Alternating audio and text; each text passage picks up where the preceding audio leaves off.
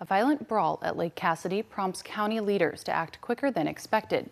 The incident occurred on the property early Sunday morning. Then on Tuesday, Holmes County Commissioners voted to unanimously shut down the lake ahead of schedule, over a week earlier than the planned September closure.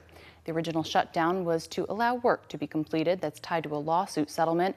But on Tuesday, some commissioners said due to the brawl, an earlier closure is necessary. News 13's Heather Basley joins us live in the studio. Heather, how much did that fight factor into the county's decision?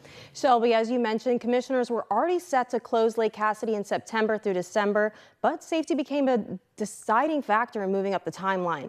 Officials say the early closure will now give the county time to carry out planned improvements like access controls and safety measures before reopening in January. But then today, some commissioners tried to say the closure is completely unrelated to the brawl.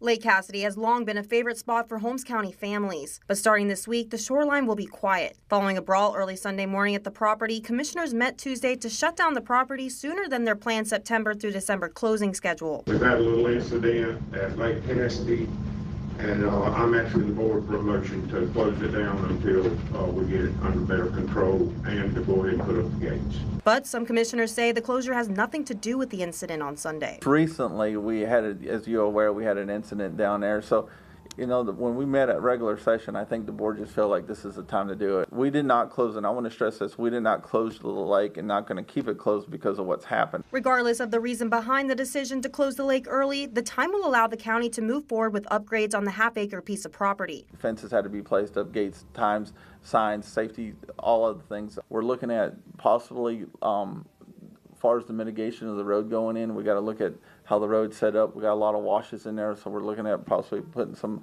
small seawalls along the edge of the road because there's high banks going into this particular park, and there's a lot of little improvements we got to do, bathroom facilities. And another addition, new annual admission passes. The passes would be in a form of a decal for any vehicle that enters the property. Approved annual passes for in-state recipients will cost $50, and for out-of-state recipients, that price goes up to $150. Commissioners say those changes will help prevent overcrowding and reduce tensions while honoring the settlement agreement that put Lake Cassidy under county control. The county expects the lake to reopen January 1st, this time with new safety measures in place. And until then, the property will stay off limits. And Heather, a lot of people in Holmes County use Lake Cassidy regularly. What are locals saying about this closure and the future of the lake? I had the chance to talk to some residents outside of the property today, and they had mixed reactions. They say while they are upset to hear of the closure, safety measures are needed surrounding the lake.